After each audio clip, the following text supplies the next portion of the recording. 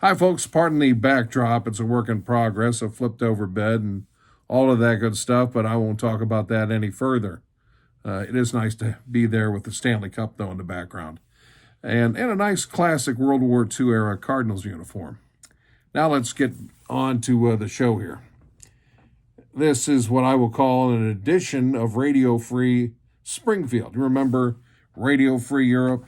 And then that was the Voice of America thing that pumped out to the Eastern Bloc, giving hope to people in the satellite countries of the former Soviet Union. And then the name resonated again in the 90s thanks to an REM album. Okay, Radio Free Springfield, that's what I'll call this.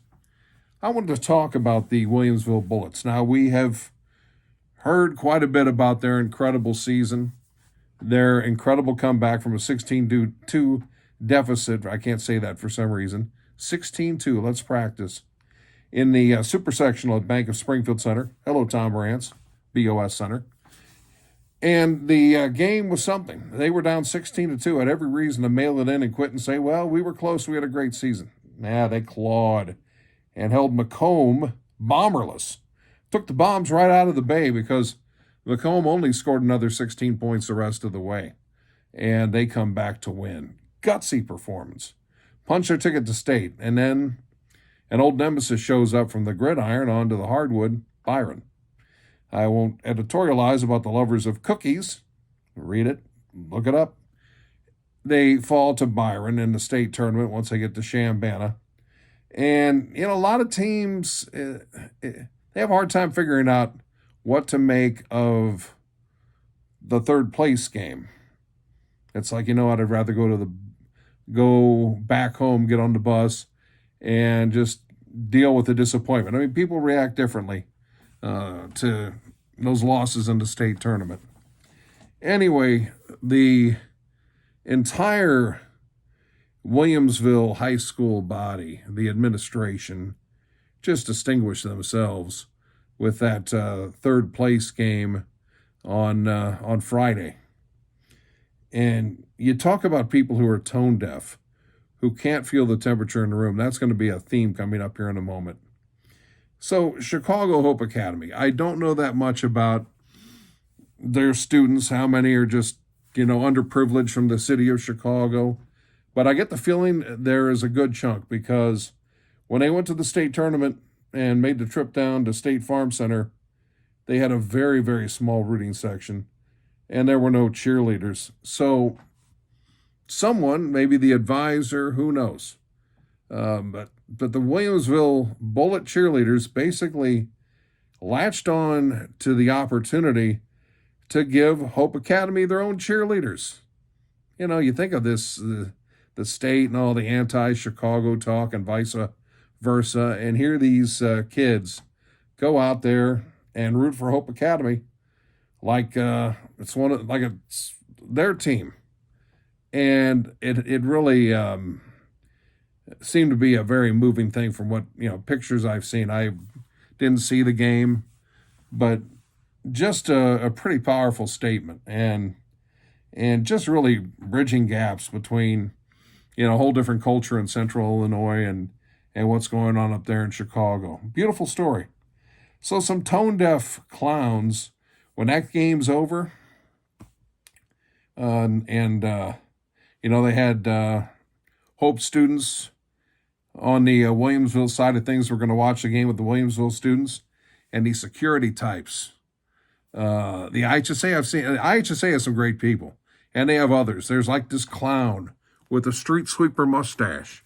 I called the 3A baseball state championship, and wanted two lineups, one for me, one for my partner, and these lineups were written in chicken scratch for the state tournament.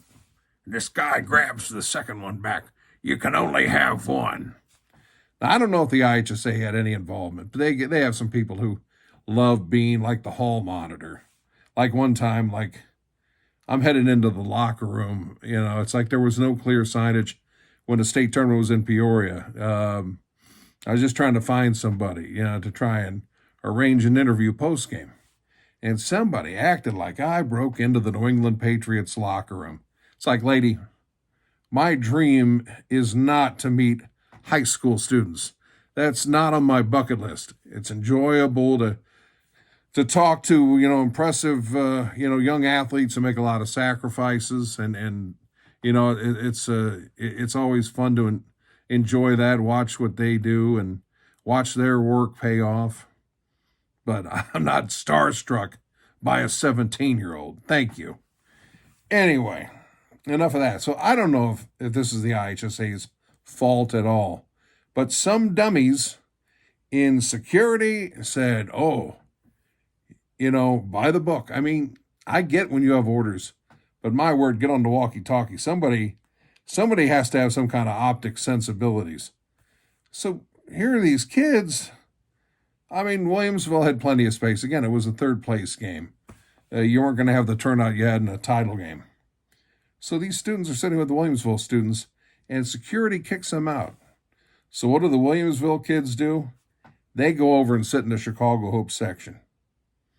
And they kind of stop right there. So, hats off to Williamsville, not only for the gesture of putting the cheerleaders out there for, students who just like, gee, everybody else is like a big entourage. And we're just a few. This is kind of a sinking feeling. And they just lifted up these kids. And somebody, put a big wet blanket over the whole thing. And Williamsville wouldn't stand for it. And they said, you know what? We're going to make this work, and we're going to keep pushing until you fold, till you take your cards, fold, and drop them on the table. And the Williamsville Bullets, they distinguish themselves. We talk a lot about sportsmanship, and we see all these public service announcements, and we see so much bad sportsmanship and JFL fights and taking things too far in complaining about referees. And here these kids show us the way. And they refuse to stand down. So Bullets, let me tell you, you may have finished fourth place in 2A, but the cheerleaders, the fans, the administration, let me tell you what, you're all champions. Congrats.